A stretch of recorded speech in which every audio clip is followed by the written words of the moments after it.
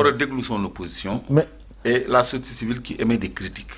bu ko dégloo rek dina xam li xew te dina. mais malheureusement la société civile aujourd'hui elle est. non je parle pas de la ñun ñu nekk dans le mouvement citoyen. waxuma ay Seydi Gassama ay Alioune Tine yooyu ay Ibrahim Seck yooyu ñi nga xam ne dañuy def ay chroniques de simples journalistes. ak ñoo xam ne ils ont des positions. tranchées par rapport aux positions du régime. tout à fait maanaam ñuy critiquer les politiques du régime par exemple. bu leen Macky Sall doon déglu. dina am ay éléments d'appréciation supplémentaires. Non, je suis d'accord avec vous parce que la critique elle n'est jamais désagréable. Alors Clédor ma ñëw si yow voilà. peut-être un tour de table par rapport à la loi d'amnistie qui sera proposée demain en conseil des ministres. Dans l'histoire justement c'est ma question dans l'histoire politique du Sénégal nous avons connu 3 périodes d'amnistie. Oui. C'est 74 avec Mamadou Dia, 76 pardon avec Mamadou Dia et ses compagnons. Ensuite nous avons eu 83 avec la Casamance, 83 91 après les accords du MFDC et le Sénégal. En 91, avec Diamacoune Senghor. Ensuite, on a eu. Moi-même, j'avais bénéficié de cette loi aussi. Ah oui, la loi des ans. Avant la loi des ans. Avant la loi en 91. C'est ma première amnistie en 91. Après, ah oui. Vous en avez encore une. J'ai bénéficié de 2 lois d'amnistie. Ça, je le savais pas. Je suis placé pour justifier. Ça, je ne le savais pas. Je pensais que c'est 2002 ñëw loi Ezzan. 2005. bokk nga ci nit ñu amnistié avec l'affaire maître Babacar Seye. Alors yooyu yëpp on savait les condamnés xam na ñu condamné ainsi de suite mais bii nii condamné gu ñu kenn jugé wu ñu kenn waxuñu kenn ni nga def ñu ne on parle de loi d'amnistie. Est-ce qu'elle est bien placée dans ce contexte-là? Bon ak bi nga dund déjà yaa ngi may informé que amnistie mën na concerner aussi bien des prévenus que des condamnés. C'est-à-dire une affaire non jugée qu'une affaire déjà jugée. Exemple, 89 on m'arrête. Parce qu'en 88 René, il y avait de fortes contestations électorales. Parce que dañu dem élection bu ci ëllëg sa rek Abdou Diouf jàpp candidat yëpp jugal kaso. Tout à fait. Alors il y avait les événements de 88 xam naa peut-être fekkul ni. si fekk na la fi. ba ma gars yi ramassé ba policiers yi réel centenaire. Voilà ma dox ci booru cinéma ABC di jàpp mu dóor ma bopp pistolet. oui GMI temps yooyu GMI yi ñoo doon def yooyu. béret rouge yi. alors ñun dañu jàppoon pour des attentats à la voiture piégée. Tout à fait. Des explosifs. Mais ñu ngi ñu arrêté 89 ba 91. Donc quand on a trouvé un accord avec le MFDC, on a également trouvé un accord avec Abdoulaye Wade pour nous rejoindre le gouvernement. Parce que après ces événements, il y avait le fameux discours la main tendue de Abdou Diouf à son opposition et à Abdoulaye Wade, chef de l'opposition parlementaire, qui l'a appelé à le rencontrer pour discuter de tous les dossiers. C'était la fameuse table ronde nationale. Quand tey jii bu ñuy wax dialogue, ça c'était un dialogue qui était appelé table ronde nationale. Léegi amnistie man bi ñu may amnistier, j'étais même pas jugé. Waa MFDC il n'était même pas jugé. Dañ leen amnistier de plein droit. Donc en 2005, il y a eu la loi Ezzan. Donc amnistie, c'est pour effacer souvent des faits politiques graves. Mais amnistie li ko tax a jóg moo gën a diis loolu. Quand tu vas dans des pays comme la Serbie, nga xam ni on a tué plus d'1 million de musulmans là-bas. Bosnie et Herzégovine. Boo demee dans le problème tchétchène. Boo demee Rwanda oui. Avec les Hutus et les Tutsis. Il y a eu combien de centaines de milliers de morts. Donc yu mel noonu pour protéger ay généraux ak ay génocidaires moo tax a jóg les lois d'amnistie parce que ñooñu loi bu leen protéger rek loi bu dëgër la donc loolu mooy origine loi d'amnistie te communauté internationale les organisations des droits de l'homme dañu tënku ci concept boobu reconnaître ko parce que ça sert à rien nga amnistier benn génocidaire chez lui mu génn cour pénale internationale jàpp ko kon loi d'amnistie bi du am doole donc loolu mooy doole loi d'amnistie balaa ñu ciy dugg il faut que ñu xam ne parce que j'ai entendu des gens dire bu ñu voté loi d'amnistie te d'accorduñ ci régime bii ñëw mën na ko abroger. Toutes les lois peuvent être abrogées. Kooku, dans l'entendement d'une personne ordinaire, d'un juriste et tout, on dit que toutes les lois peuvent être abrogées. Mais il effet rétroactif, sauf clause, etc. C'est les débats des juristes. Mais loi d'amnistie, en réalité, je peux dire que kenn mënu ko abroger. Parce que Macky Sall, bi muy ñëw au pouvoir 2011 bi muy def campagne 2011-2012 moom ak alliéem bokkoon na ci seen ay préoccupations l'abrogation de la loi Ezzan. Wala mosoo dégg loolu on nous en avait fait la promesse que une fois mu ñëw au pouvoir dañuy abroger affaire médecin ñu leeral ko. Si. C'était une revendication, c'était une demande sociale, comme la reddition de comptes. Mais ñoom même man c'est ma première apparition publique j'ai demandé la réouverture du dossier et partant l'abrogation de cette loi. Mais ñoom bi ñu ñëwee au pouvoir ils se sont rendus compte que mënuñu abroger la loi d'amnistie mënuñu ko parce qu'il y a simplement une clause. La clause d'éternité. Oui, et une clause qui verrouille à double tour la loi d'amnistie. Okay. Donc je peux même me prévaloir mais que je laisse parce que moi je pense que sama jaar-jaar c'est l'histoire politique contemporaine. Je dois pas mettre un verrou wala di poursuivre ñi ci wax parce que j'ai un élément de droit. Mais c'est l'histoire parce que ça me gêne pas d'en parler avec des gens sur un plateau etc. parce que lu fi amoon la te ma nekk au cœur. Donc ci biir loi d'amnistie nit ñi gis nga ay magistrats boo leen laajee lan mooy quintessence loi d'amnistie duñ la ko wax parce que taluñu ko ñoom li ñuy àttee régulièrement seen routine boobu la ñu gën a maîtriser que ay loi d'amnistie benn magistrat du la wax quintessence loi d'amnistie xam nga lan mooy quintessence loi d'amnistie benn disposition kese boo xam ni tout le temps dañ ko ciy reconduire. Il est interdit à tout magistrat, à tout officier et à tout fonctionnaire de mentionner verbalement ou par écrit, implicitement ou explicitement les faits amnistiés, sous réserve de 2 dispositions du Code de procédure pénale. Donc, le procureur, il doit connaître à nouveau de ce dossier. Il lui est interdit. Et quand tu interdis à un magistrat, ça veut dire qu'il y a une sanction. Ils ont immunité judiciaire, privilège de juridiction, mais quand une disposition dit j'interdis à un magistrat, à un officier, muy général, muy l'enquêteur qui doit t'interpeller, et à tout fonctionnaire, c'est verrouillé. Même l'allusion, implicitement ou explicitement, même implicitement, ça veut dire même l'allusion n'est pas permise. Quand tu dis, mais yow par exemple yow mi nga xamante amoon nga amnistie nga reconnaître nga jàpp ne yow ba léegi li ñu la tuumaaloon amul. waaw. nga war a mën a bëgg a seetal sa bopp ci tribunal. waaw. te jaaraloo ko amnistie boo amee occasion doo ko def. non c'est-à-dire man j'ai demandé l'abrogation de la loi Ezzan pour ñu ouvrir dossier bi. dossier Maître Sèye. oui. mais noonu rek. parce que yow jàpp nga ne nekkoo coupable. mais bien sûr. Et ñoom ci seen ay conclusions mais comment quelqu'un peut être accusé d'avoir tué le président du Conseil constitutionnel on trouve des circonstances atténuantes foo xam ne dafa am peine de mort yow tu n'as pas la peine de mort tu n'as pas la perpétuité te ko am def infanticide sax doom bi nga xam ne yaa ko jural sa bopp nga rey ko sax ñu condamné la perpétuité c'est pas logique. Le chauffeur, le garde-corps qui se bon, je ne veux pas revenir dans les détails de cette affaire-là, mais c'est cousu de fil blanc. Mais c'est important. Hein? Il s'appelait Abdou. Waaw moom ak chauffeur bi garde-corps bi kii nii fii la ñu aw kii nii fee la ñu aw te ñoom ñu dans une même voiture. Pneu bi dafa crevé ñu dawal ko ba hôpital kii 3 pièces la soloon à l'arrivée c'était un 2 pièces. Bon ça c'est mais loolu moo tax ñun ñu bëgg ñu ubbi ko mais ils ont mis une chape de plomb sur cette affaire-là. Léegi nag la difficulté et ça vous fait mal. Mais ça fait mal parce que l'autre difficulté c'est juridique. Parce que la Cour ne peut connaître de ce dossier que quand il y a élément nouveau.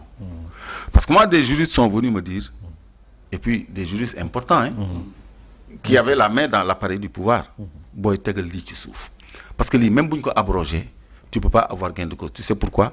Il faut qu'il y ait un élément nouveau.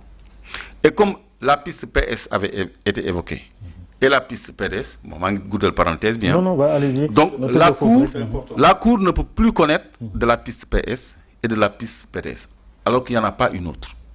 Quand Taïdi, si nous reprenons le dossier pour nous poursuivre la piste PS qui n'avait pas été explorée par la Cour, qui avait été écartée par la Cour. Parce qu'ils étaient au pouvoir. Alors qu'ils étaient au pouvoir. Alors que le PDS avait bénéficié d'un non-lieu, on ne peut pas nous dire que ce n'est ni le PDS ni le PS. Donc, tant qu'il n'y a pas d'élément nouveau, le tribunal ne peut pas connaître à nouveau de ce dossier. Parce que la piste PS ne saurait connaître un élément nouveau, parce qu'ayant été déjà connu de la Cour, même si la Cour a estimé ne pas devoir poursuivre dans cette voie.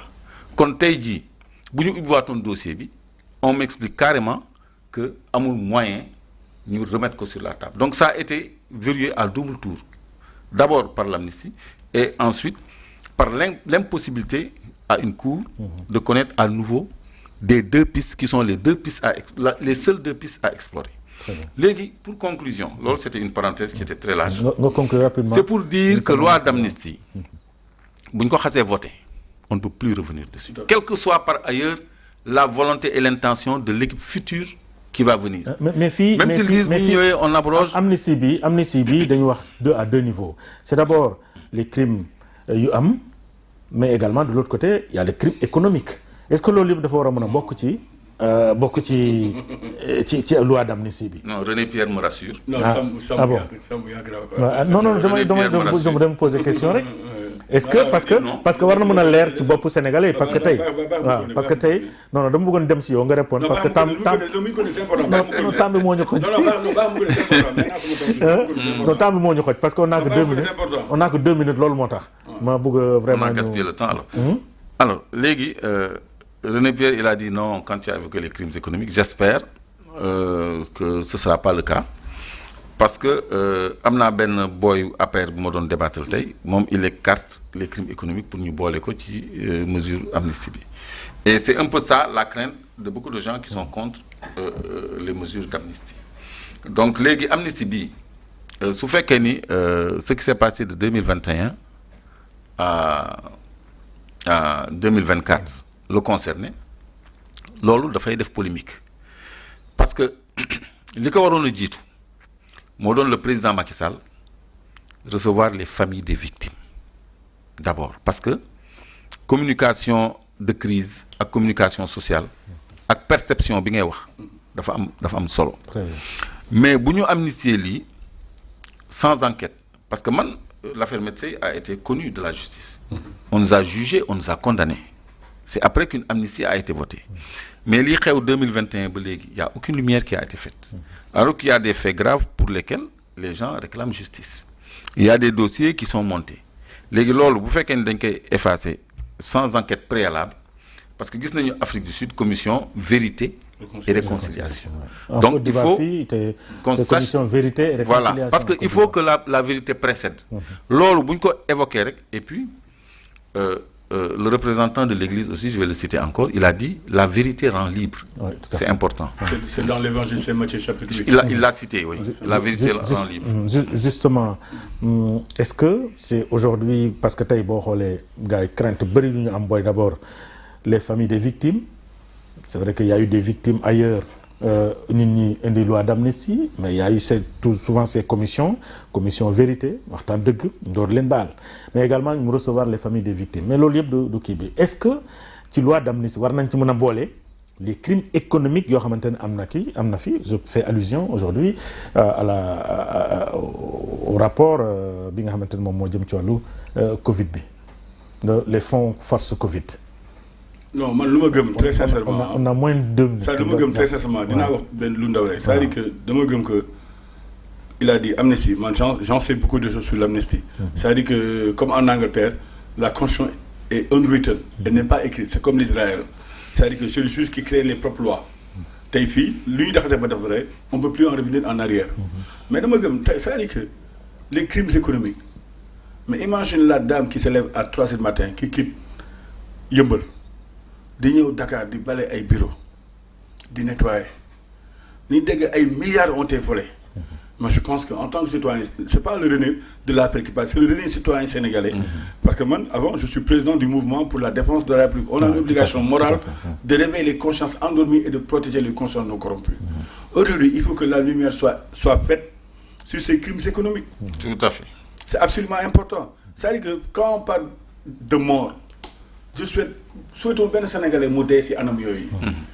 mais tamit dafa am lu ñu wooyee fi mu toll on dit souvent que le pardon est divin tey fi mu toll nii si on regarde par rapport à la conférence de Nuremberg bay jëlee ay ñoom Von Kettel ñoom Klaus Barbie on avait tué beaucoup de personnes tué.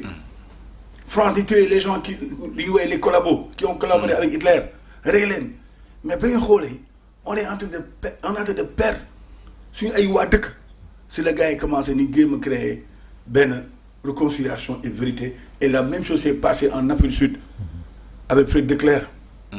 Donc aujourd'hui lu may wax rek moom tout à l'heure il nous a éclairci sur beaucoup de choses et j'ai l'ultime conviction su ma ko déggoon tey mu wax lu ma nekkee xale lu ñuy dégg moom moo rey. ba ñu nekkee xale. ay xale ni woon mais maa ngi rappelé maman boobu moom moo rey mais aujourd'hui su ma ko déggee mu wax nii mais vraiment mun naa ne lu muy wax nii am na loo xam ne dafa dëggu si lu muy wax parce que ku wax feeñ. c'est-à-dire que une vérité on doit jamais la cacher. on doit jamais la couvrir il faut la dire. et je pense que fu ñu toll nii réew bi nii il faut qu'on fasse très attention. c'est-à-dire que tey ñun ñooy nekk di politique mais on n'est pas les plus intelligents dans ce pays. Très bien. Les Sénégalais nous regardent tey. donc votre conviction mooy que ni nañu dindi. lu ma gën a naqari des fois sur le long de la corniche. da ngay gis kuy jaay gerte kuy yore jaay ay caleçon gars yi di daw di jaay des fois dama jënd may jënd après maye ko. et pourtant il y a des autorités qui passent. le long de ces corniches mais ils pensent pas à ces gens-là. dañu yëgal vitre yeeg. c'est-à-dire que il faut qu'on soit humble. ni am humilité. après jox la ay milliards on revient aux fondamentaux parce que tey ba ngay ñëw loxo neen nous sommes venus de manière violente au monde on coupe le cordon ombilical. xale bi jooy yuuxu ki le soulagement. du soulagement de. ñëw na si biir loo xam ne. ci problème yi. tout à l'heure dama la lire benn agent secret français renseignement où il parle les 7 jours de l'enfer si benn livre. c'est-à-dire qu'aujourd'hui la vie doit être un paradis pour chaque Sénégalais. Très bien. Et quand on parle de prospérité partagée man dama gëm crime économique yi warul nekk en vain. c'est-à-dire que d'accord na ay yenn moor yi on peut pas il a dit mais dafa tey leeral na lu bare. y en a qui savent pas qui disent que oui ko jugewul noo koy amnistier on amnistie que des faits alors que xam ne lu xew. mais yow sa conviction mooy fait yi crime économique bañ ci bokk. man daal sëñ bi. man dama gëm le président ce qu'il avait dit en phase. lu tax ma nekk en phase avec le président à l'Université républicaine à Mbodiène il avait dit je ne protégerai personne. merci beaucoup. te gëm naa ko moom tey s'il m'écoute tey dafa war a xool ñooñu def loo xam war nag su noonu ñooñu ko dugal si ay guutu bu nekk tey ñooñu bëgguñu président de la République. parce que su ko bëgg président de la République la preuve pourquoi on perd Dakar c'est parce que y a combien de ministres de DG qui habitent à Dakar mais qui n'ont aucune base dans leur quartier parce que amuñu vis-à-vis parce que yi xeeb ñu ngi dëkkal. Et pourtant, hier, ils étaient avec nous dans la taille de Flounek. Moi, il faut qu'on revienne aux fondamentaux. Madame Gum, politique. Merci beaucoup. René Pierre Yéhoumé, merci beaucoup. J'espère que demain, on aura l'exposé des motifs du projet de loi. Comme ça, on y verra plus clair. Oui, tout à fait. Je pense qu'on va peut-être retourner ici dimanche prochain pour véritablement dans un grand débat. Nous gën ci waxtaan ça ce serait un plaisir parce que li ngeen jot a commencé wax nii je sais que téléspectateurs yi bëgg nañ ñu continuer mais bon télé moo ni demee waxtu bu ñu dabee rek jeex na du dëgg donc René vraiment merci beaucoup. Non, man maa leen merci. C'est toujours un plaisir. Non, je trouve